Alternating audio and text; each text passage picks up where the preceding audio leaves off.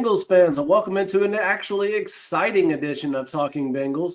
We are in the midst of a free agent frenzy and all kinds of moves being made by the Bengals and other teams, but we only care about the Bengals, so we're going to get into what's going on there, all things associated with the Bengals. So tonight I'm joined by Josh and Hoop. Josh, how you doing? Oh, it's a good day today, man. Everything's looking up. It is a good day. Just run by me. Nick, are you coming to us from the beyond? I am here. Okay, how are you doing, Nick? I'm doing all right. I guess I have to clear my cache. Your cache. Gotta clear your cache sometimes. But so it's free agency for the third or fourth year, I guess, now in a row. The Bengals are actually being participants, getting some moves made, getting some deals done. And we're going to start off with the new faces and welcome some of the newest Bengals. First off, let's start with Geno Stone. So, Josh, what do you want to say about Geno Stone? I think that was a great pick. If anything, it made Lamar Jackson mad. And anything that we can do to make him mad, I'm happy. Plus, we have a quality starter who outsmarted Joe Burrow in that second game. Made Burrow think he was going somewhere else, and he had to play on the ball. I mean, he had 7 picks last year. I mean, he's a solid player. Not the most athletic, but he always knows how to be in the right spot at the right times. Well, that's another safety. I'm really athletic. You know, Von Bell was not known as the most athletic guy. So, yeah, it looks like the only real issue with his game is his tackling. They can shore that up, or maybe he's just going to be the ball hawk. He's going to just be deep coverage. I'm really excited to see how he does with Lou Anarumo's defense. But I'll let you go, Hoop. Yeah, I mean, how's my background showing for you guys? It's like your soul. Nowhere. Nice.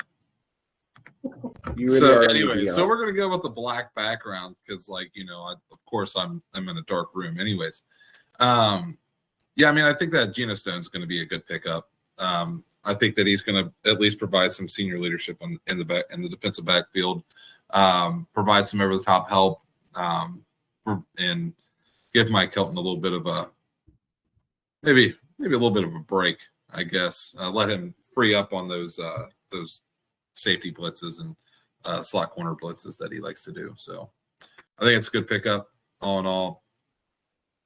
I don't know about the next topic. I don't know how I feel about that.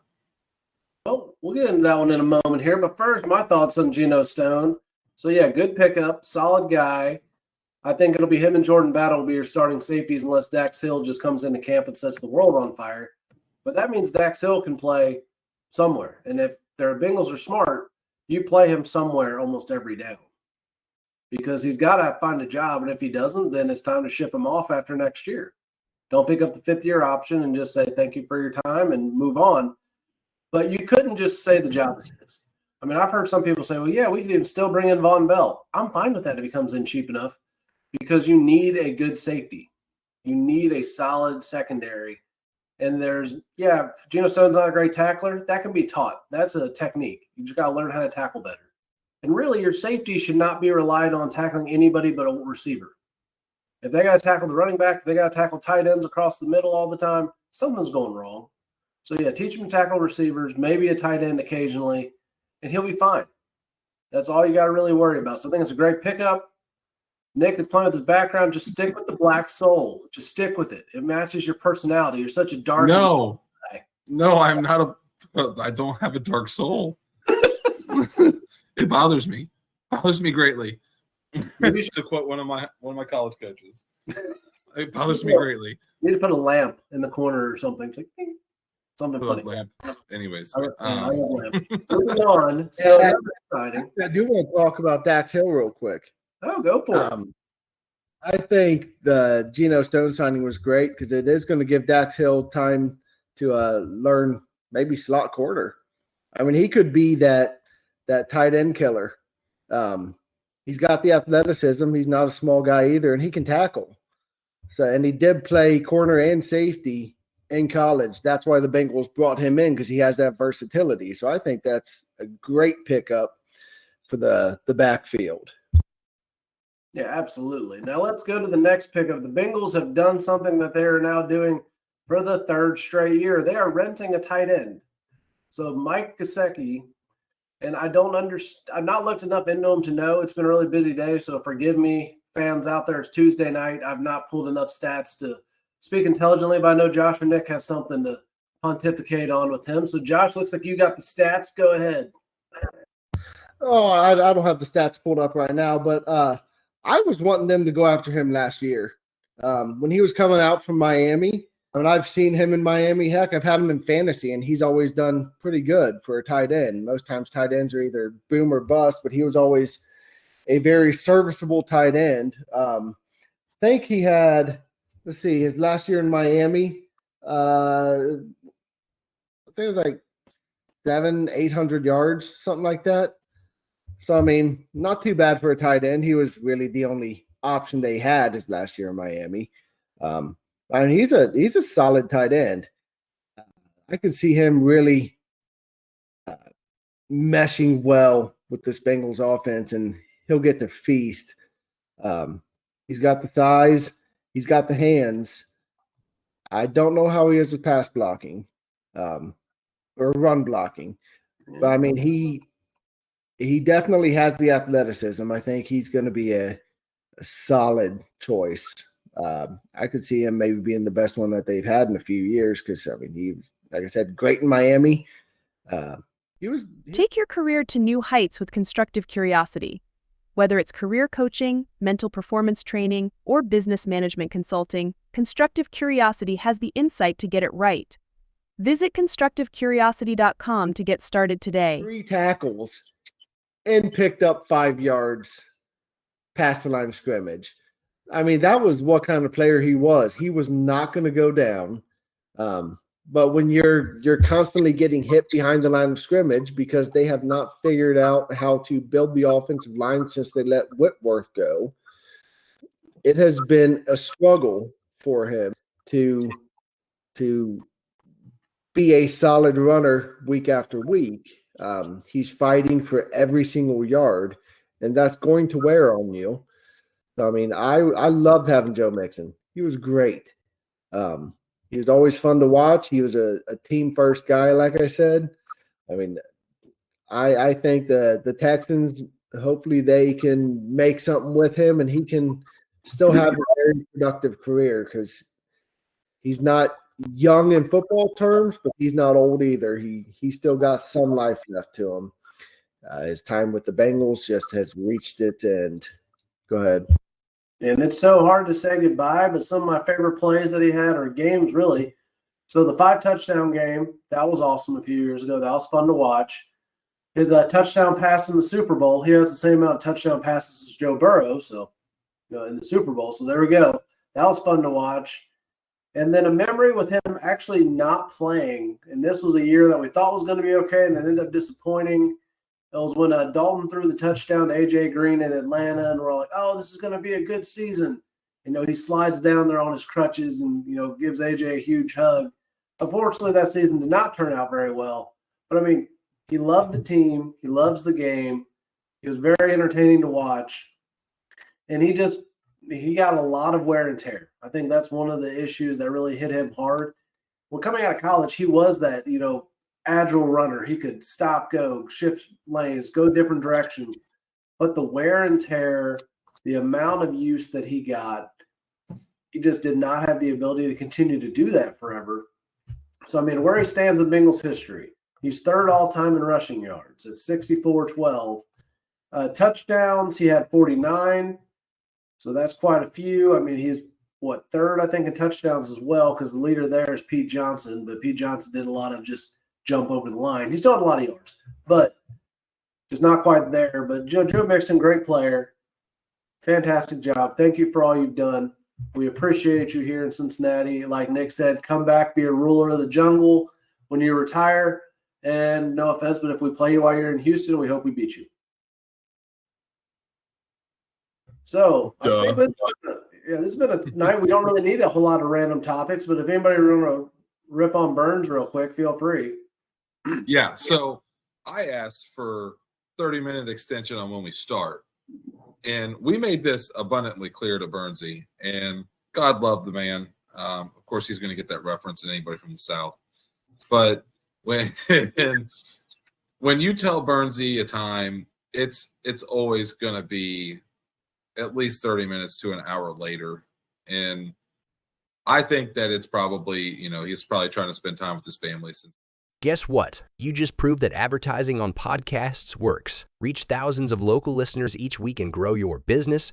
Reach out to Talkin Bengals today to find out more by emailing talkinbengals@gmail.com. Pretty decent this past season in New England, but I'm really excited to have somebody who's not Irv Smith.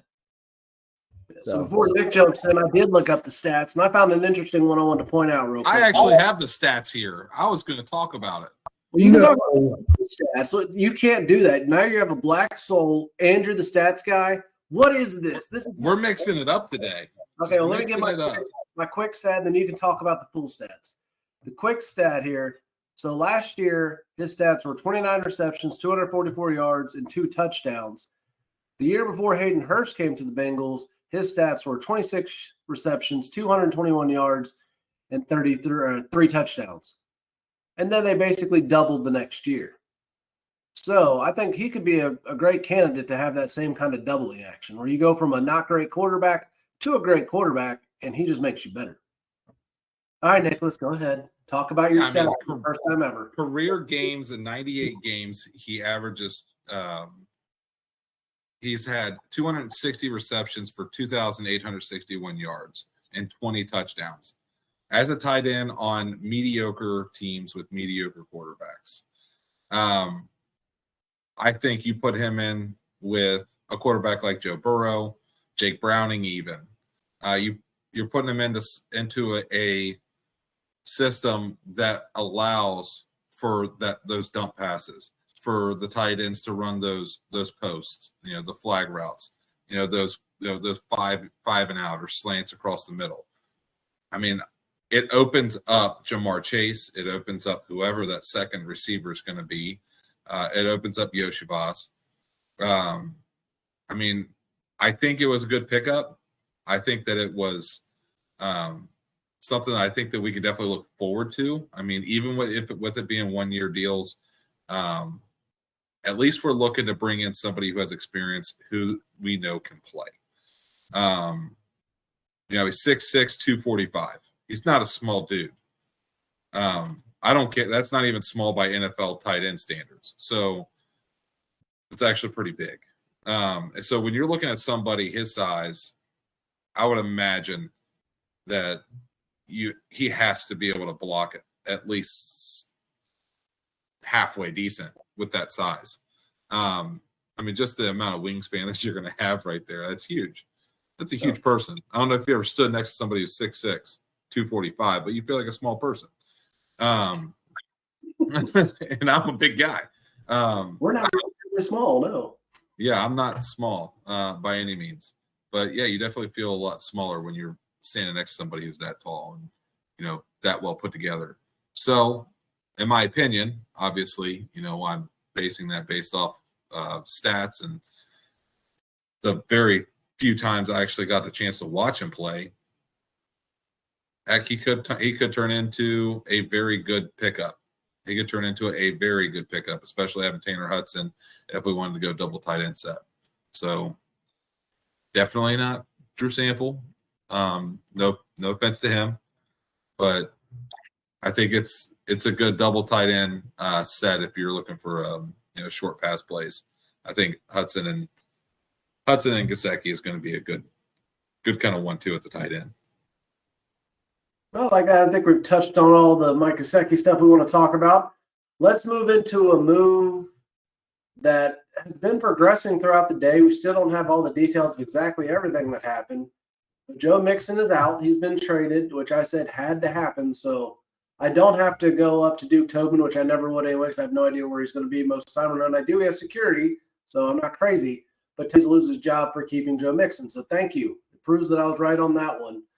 But Zack Moss is in. Joe Mixon is out. We have a thing about Joe Mixon later. There's no hard feelings. Love the guy. But let's talk a little bit about Zack Moss. Nick, I'll let you go first in this one. Zack Moss, I don't really know too much about him. probably going to pull up. Yeah, he plays football. He plays football. Kind of good football.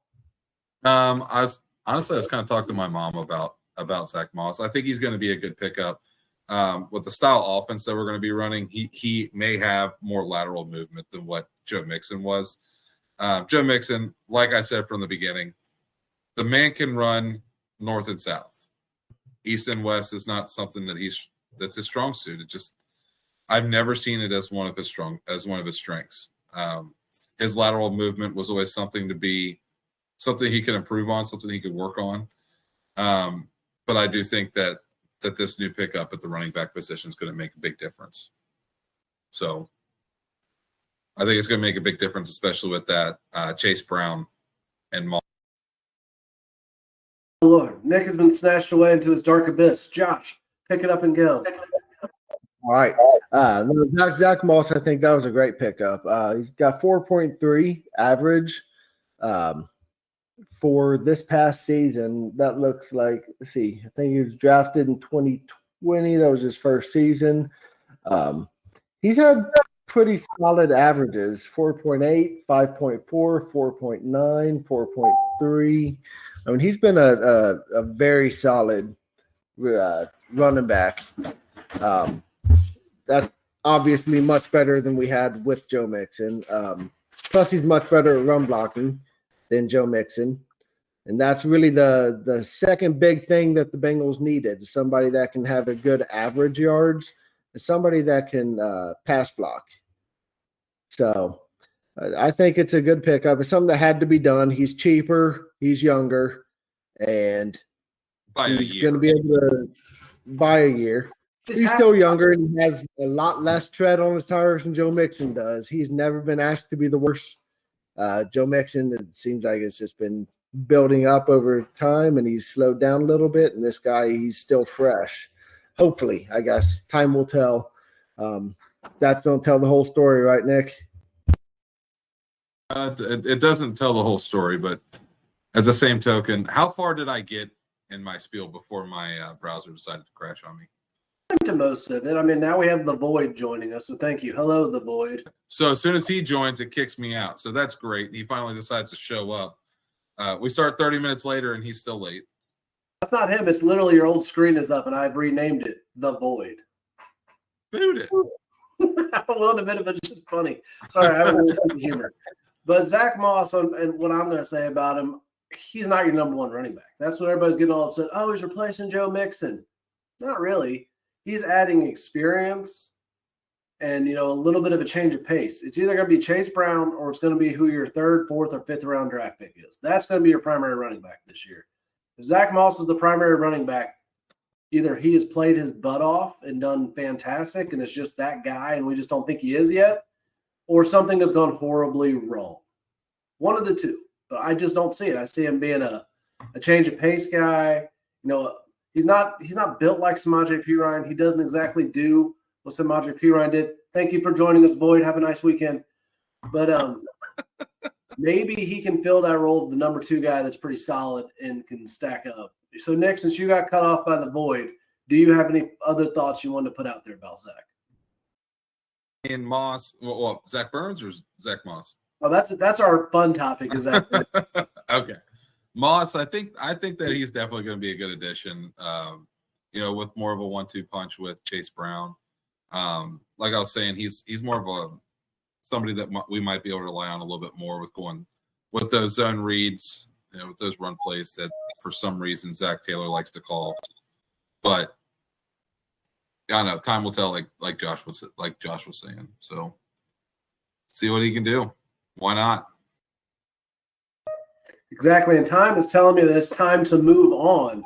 We have talked about all the current pickups as of Tuesday night at 10 p.m. Eastern time. So if something happens at 10:01, it ain't going to make the show probably, guys. Maybe it will if it pops up on somebody's phone. But if you're listening to this on Wednesday, hopefully Wednesday and not Thursday, it may be old news. Things are progressing very quickly in free agency, so bear with us. So that was all the new faces. Now let's talk familiar faces. We have two guys. Actually, no, we're going to make this more fun. We'll make this its own little segment. We are going to bring back our regular season segment of Cheers and Jeers.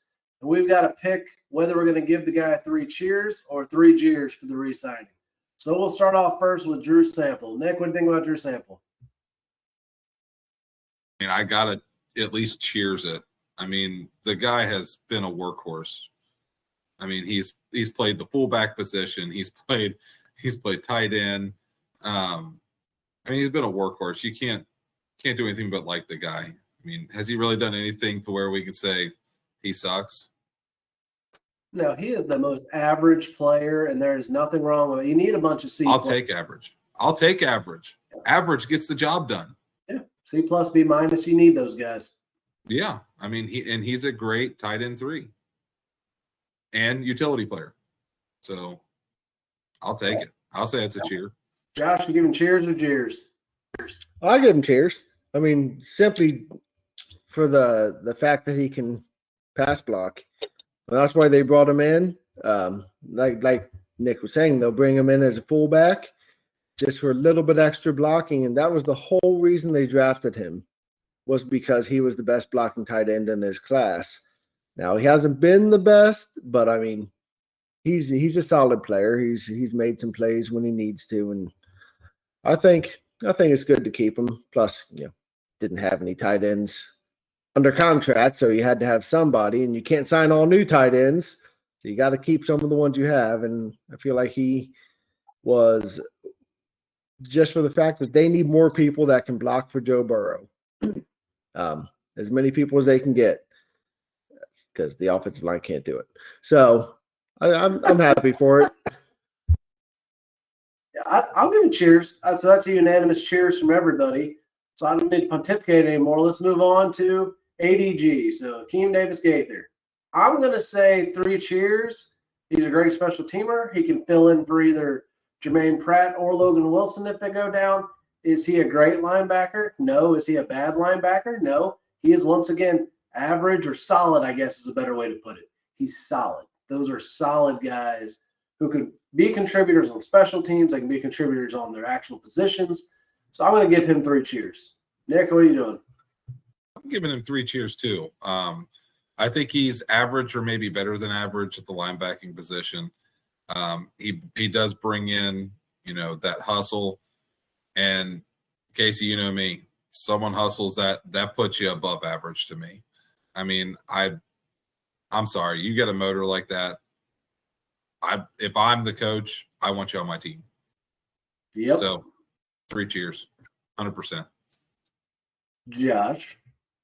Yeah, I'd say we're all unanimous. I mean, if for the simple fact that you need depth, as much depth as you can get, and he's a solid. I mean, he's not a great linebacker, but he's serviceable. He's somebody that can make plays when he's called upon. So, I mean, I'm happy to keep him here. They drafted him. He's made some big plays when the time came. So, I mean, I'm happy to keep him. He's a good backup, a good third option. So, yeah, I'm happy they kept him. Now, the moment we've all been waiting for when it comes to familiar faces. We'll let Josh start, I guess, because he hasn't got to start one yet. Trayveon, how does he still have a job? Williams. Simply because of special teams. He lost the confidence of Burrow last season. I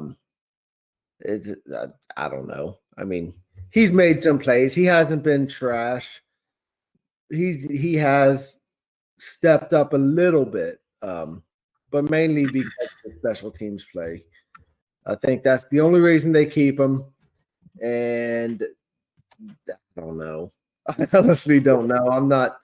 I don't think it was a great signing. They could have very easily found somebody else to fill his special teams position. I mean, they need good bodies, not just warm bodies. Go ahead, Nick. Giving that a jeer, I guess, then? I think we're all going to wind up having a jeer on this. So we're going to do 3 jeers. I mean, because quite simply, like Josh said, you could have picked up anybody to do the same thing that he's been doing. Just quite frankly, he's average or below average at his position. Production, he's average to below average. You can go pick up somebody even cheaper than what we picked him up as. Heck, we could have even drafted somebody to do exactly what he's doing or better. So we could have gotten a rookie deal and actually paid less money. 3 Jeers. I mean, I think that's going to be unanimous. Well, I think you guys know my feelings on Trayveon Williams. I would not say I'm a fan in any way, shape, or form. He may be a wonderful human being. He probably is. It is nothing personal. This is strictly coming from a football perspective. How does this man have a job for the Cincinnati Bengals? I don't understand. It literally ticks me off. You know how many touchdowns he has in his career? Anybody, just take a guess. Nicholas is correct. Goose egg. How long has he been in the league? Longer than Joe. 4 years. 2019. Longer than Joe Burrow. He has no touchdowns. The much maligned Chris Evans, who nobody likes on the Bengals apparently, and they don't want to do anything with him. He has 3 touchdowns. 3 touchdowns. How in the world are you keeping Trayveon Williams, who can't run? I guess he can tackle on special teams, but Chris Evans could tackle too. They're pretty comparable numbers. And Chris Evans was an explosive player. So you don't favor Chris Evans. You keep butt fumble Trayveon Williams, because y'all remember when that happened, right? Probably 2 or 3 years ago, he ran into the back of whoever the backup was and then fell on his butt and fumbled. Yeah, like a Mark Sanchez. Brandon Allen. Yeah, he can't play running back. And you're telling me, oh, special teams, got to keep him for special teams. You can train a monkey to play special teams. I'm sorry. People may disagree with me on that and be like, no, special teams is important. You tell somebody, this is your lane, hit guy hard, hold guy, take him to the ground. That's all special teams is on kickoff. You tackle the person and stay in your lane of contain. It is a very simple thing to learn. Yes, it's slightly harder than that. That's an oversimplification. But if you're telling me you can't teach a rookie to do that, how are you an NFL coach? I just don't understand. So, Trayveon, sorry, 3 Jeers. You must be a wonderful human being. We hope you do great things in your life. We don't know why you're on the Bengals anymore. Sorry, not sorry. Moving on. So we go from one drama topic straight into another drama topic. So apparently Tee Higgins is demanding a trade, or his agent is demanding a trade, because that's his playbook. And he does that when he's not getting the money that he wants, and he acts like a prima donna baby. But I'm not a fan of sports agents, so that's just my opinion there. But what do you guys think about the Tee Higgins trade topic? I want to take that one first. I have very strong opinion about this. You're on a team. You know that you're not wide receiver 1. You go anywhere else, you may not even get the ball. Okay, because the only places that you're going to go are places that either have a mediocre quarterback or already have a wide receiver 1. You want more money. Well, guess what? The further you make it in the playoffs, if you win a Super Bowl, guess what those things bring you? More money. Quit being selfish. Take the millions of dollars they're going to pay you anyway, and then go earn a couple more. Podium Automotive is a proud sponsor of Talkin Bengals. In Greater Cincinnati, it's Podium Automotive for all your auto needs. Skilled technicians, quality service you can trust, and fair prices. Tell us Talkin Bengals sent you and get 5% off all services. Schedule your appointment today on Facebook at Podium Automotive or call 859-869-0097. $1 million every year by helping your team go deep in the playoffs and potentially even win Super Bowls. Like, yeah, I'm saying that. Multiple Super Bowls. Right? You stay with the Bengals, you know the system. You could help the Bengals win multiple Super Bowls. Quit being selfish. All this millions of dollars, all these people want to get millions of dollars. Know your worth, man. The past 2 seasons, you've been riddled with injuries. Your production has not been there. It's okay. You're talented. Yes, you are. Know your worth. Understand that you're not going to go fetch top dollar when you're not putting up the numbers to get wide receiver 1 money. Well, here's the other question that just literally popped into my head. And it's a slightly different situation. There was a bigger age gap, and this would be a reverse age gap. But if Reggie Wayne complained he wasn't wide receiver one in Indianapolis and Marvin Harrison was, and clearly the better receiver. Is he a Hall of Famer if he goes somewhere else? My answer is absolutely freaking not. There's no way he is. But he knew his role, and he just understood, either bide your time or you can have 8 receivers on one team, and they can both make the Hall of Fame. That's happened multiple times. Do you want to go play for Bryce Young in Carolina? Do you want to play for Kyler Murray in Arizona? Do you want to play for Baker Mayfield in Tampa Bay? Some people may say yes, but he's already got his guy, but I wouldn't because he's flaky. Do you want to play for one of these unproven people? Because that's more than likely who's going to have the money to pay you.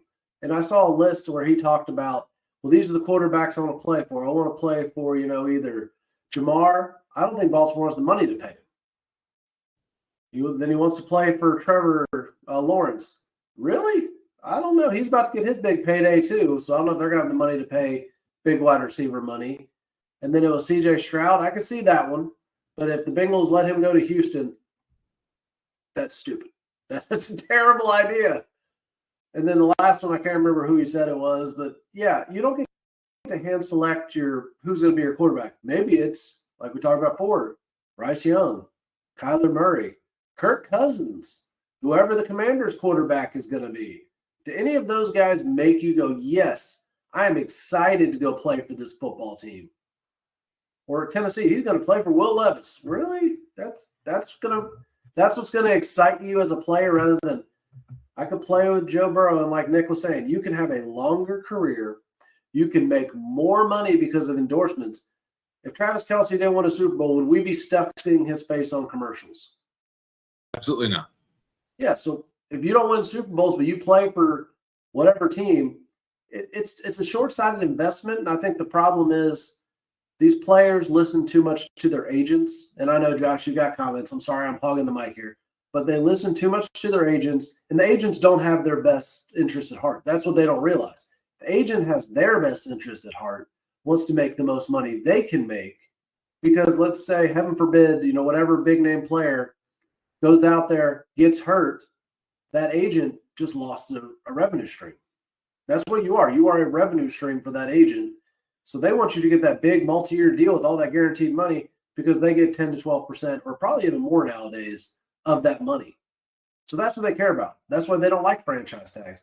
That's why they never would advise you to take a hometown discount because you like the team and the organization, because it cuts into their bottom line. And NFL players, if you don't realize that, you probably should figure that out soon. This guy doesn't actually care about you. He's not Jerry Maguire. You guys are not going to hug in the tunnel after the game. He wants his money or her money because they're female agents. They want their money too. Josh, go ahead. Yeah, I mean, Tee Higgins' agent is the same agent that Jesse Bates has. He is the most money-hungry agent in the NFL. He really doesn't care if you go to a horrible team and win absolutely nothing, like Jesse Bates. He went to Atlanta. And yeah, he played awesome. He got a big payday. His agent got a big payday, but he is going to win absolutely nothing in Atlanta. There's not going to be any of that extra money that he's going to get, which I don't know if the agent gets any of that. I don't know how these contracts work with the agents. But I really don't think that much into this. I mean, it's that agent's playbook. He's going to say, I want to trade. And Mike Brown, and Katie Blackburn, they're just going to be like, yeah, okay, fine, whatever. You're still playing here this year. It really doesn't matter. I mean, they're not gonna flinch. And if he comes out and helps Bengals win a Super Bowl, then I mean, great. They might not have him again next year because next year they're probably going to be paying Jamar Chase. So. I mean, I don't think that much about this stuff. Jonah Williams, he requested a trade last season. I don't know who his agent is. I kind of feel like it might be the same guy. I don't know. I think he's like one of the bigger agents in the NFL. He has like all these big name players. But I mean, I really don't care that much about it. I mean, he's going to play here next year, and obviously Jonah Williams sticking around. So you never know. Yeah, I mean, it's essentially look at it one of two ways.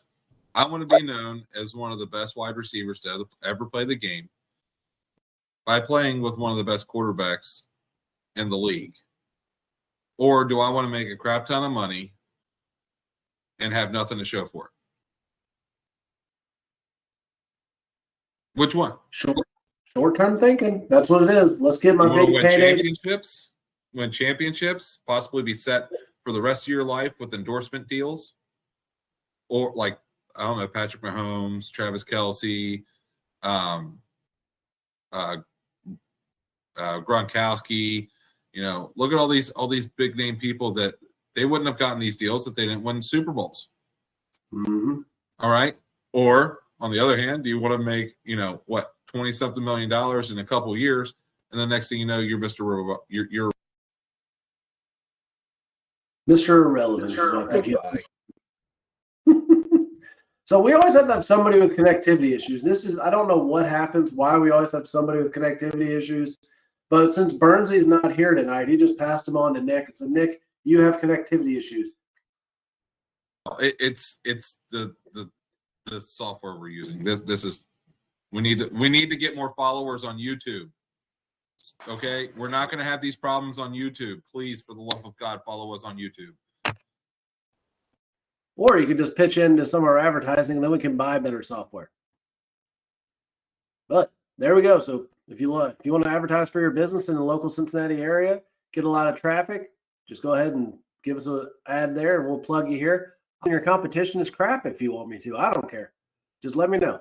We'll get that worked out for you. Just look us up at talkinbengals.com. Casey really has no shame whatsoever. No, I have zero shame, or zero F's, as the kids would say. I'll do it. I don't care.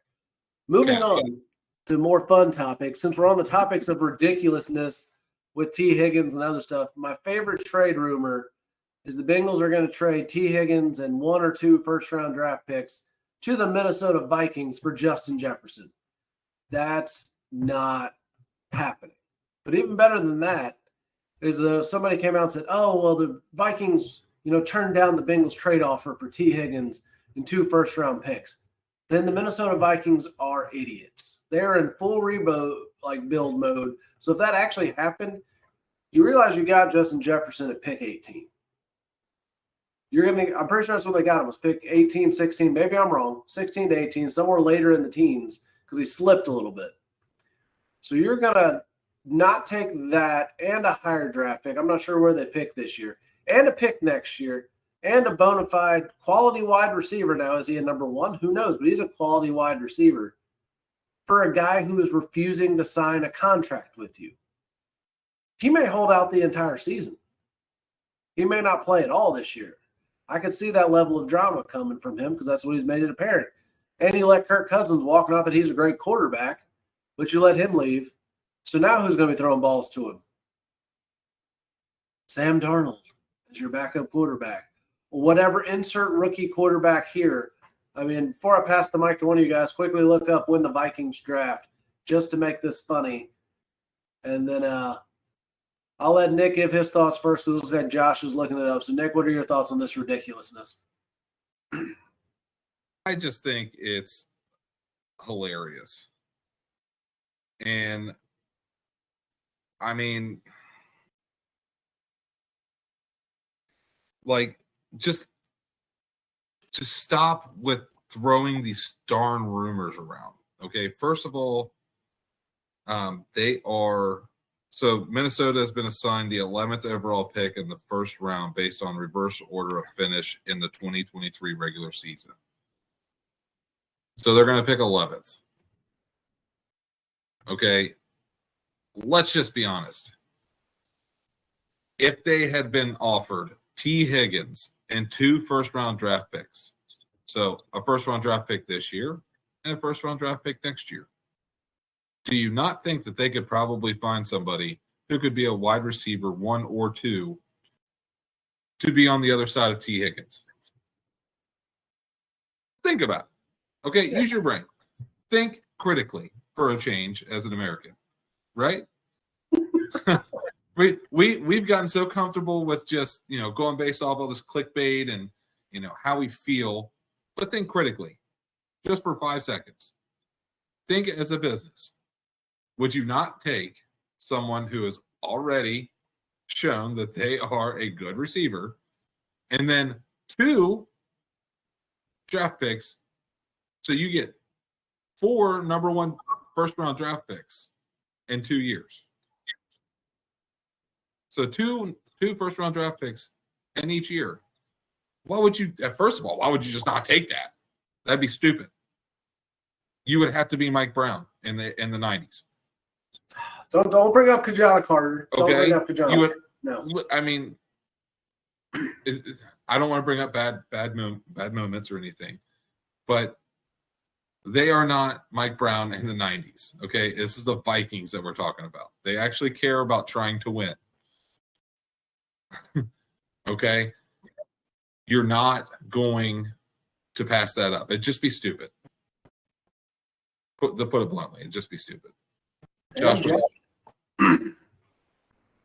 Yeah, I don't. All these rumors, it is rumor season, especially once free agency opens. I mean, there's rumors flying all over the place. I mean, I was hearing Joe Mixon's going to 3 different teams. Ravens were one of them. Well, that didn't happen. He didn't even get released. I mean, if they really did offer Tee Higgins and additional draft picks for him, that would be a no-brainer. I mean, there's no way you can turn that down. So he's not going to sign with you. He's not going to stay with you because there's nobody else on that team. Dalvin Cook's gone. The quarterback's gone. Everybody on defense is leaving. The team is just going to be bone dry, and everyone's going to be rookies, and he's not going to be the one left standing. So, I mean, there's absolutely no way he's going to stick with that team, and they know it. He turned down a contract from them.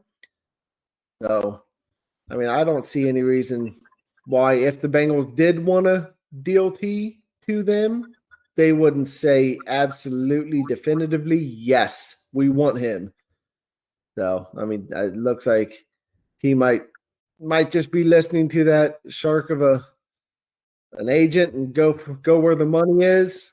But I think Justin Jefferson might want to come here and win a Super Bowl. So if that were true, that would be awesome. I don't think it's going to happen, though. T's going to be here this year. Jefferson's going to be there this year. And next year, they're both going to move on to new teams. Yeah, I can see that. So I got to revise it. I was wrong.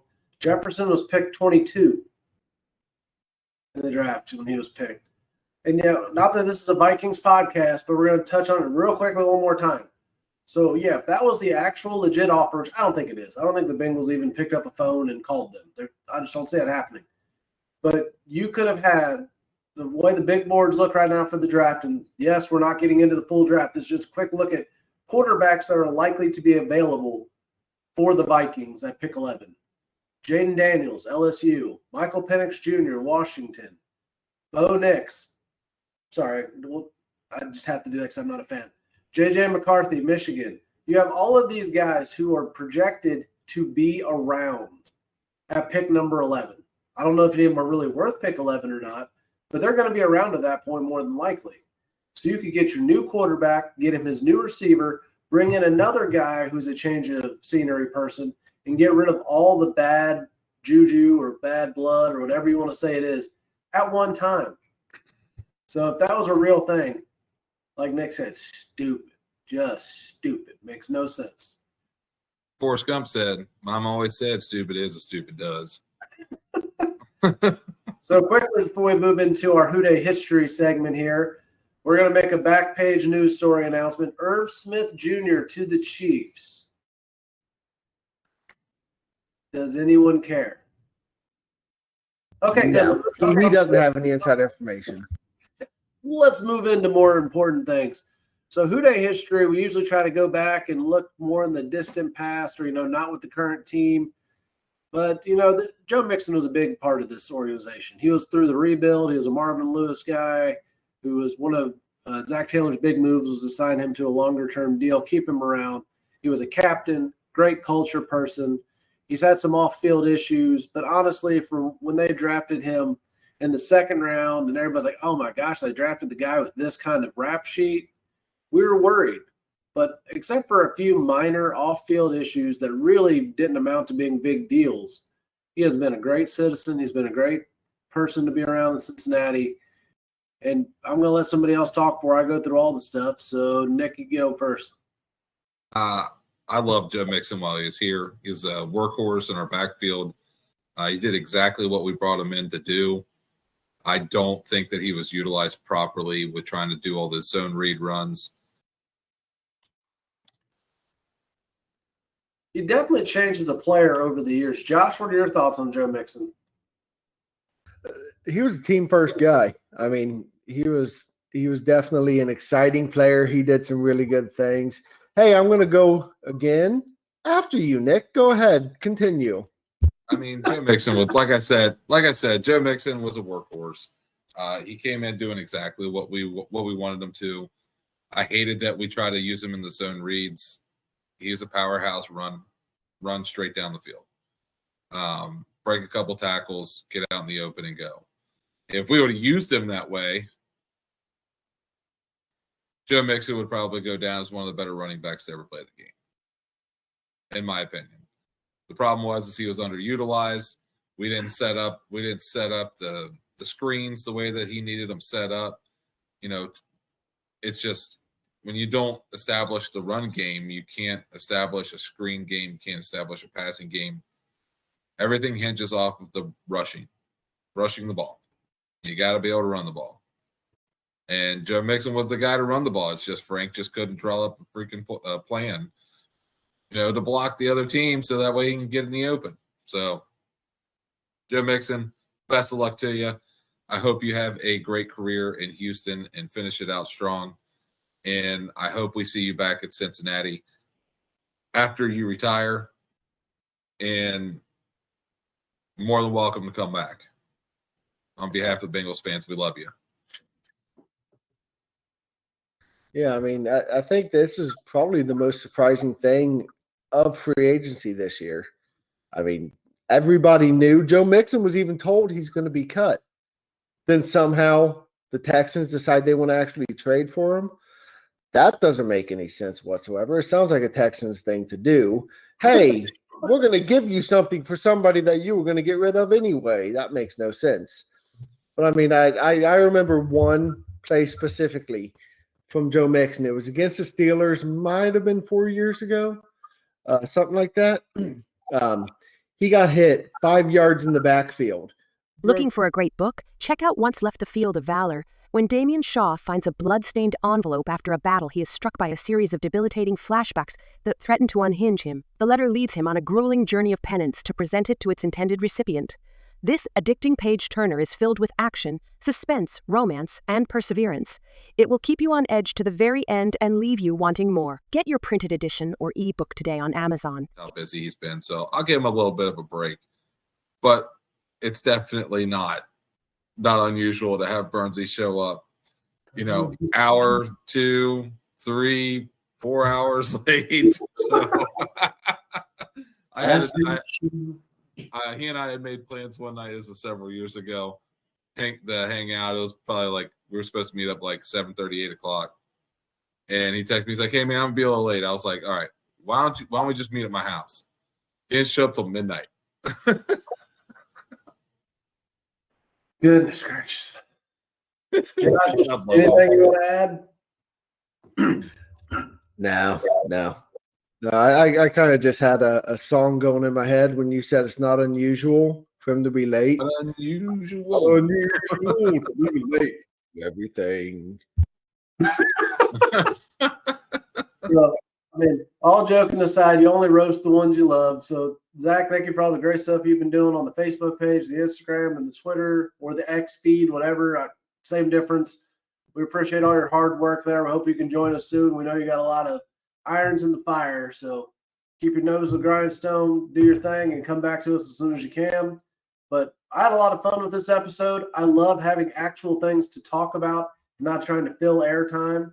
So hope you all were entertained by this one. Please check us out on all of our fun socials, on Facebook and Twitter at Talking Bengals, on YouTube and Instagram at Talking_Bengals. Follow us. X. Sorry, I'm old. I'm old, Nicholas. I can't get We know. We know. We have the visual cues too. All you youngins out there, the social media platform formerly known as Twitter, now known as X. I'm going to start calling it Prince because Prince changed his name to a symbol at one point. It's going to be Twitter again one day. Yeah. See, most importantly, we need you guys to follow us on YouTube, por favor. Okay? It allows us to have a free website that we can use to provide these podcasts to then extend out more reach. We would also have the capabilities of a live podcast, which would be super fun because then we could have several people join, for a couple minutes at a time to get some feedback from you guys. Well, that's a great quick plug before we get off here. We do have a new Talking Bengals website that'll be up here in the next few weeks, hopefully. So check us out there. That'll be a great place to find all of our fun content. And additionally, we're still pushing the petition for Carl Pickens for pylon fades to be called the Pickens play. So if you haven't signed on to that yet, sign it on, make your voice heard, give a Bengals legend the recognition that he deserves. And then there'll be additional things coming out for a few other players that we're going to try to support them in their next endeavor. So keep an eye out for that. But until then, thank you all for listening. Have a wonderful evening, and Who Dey.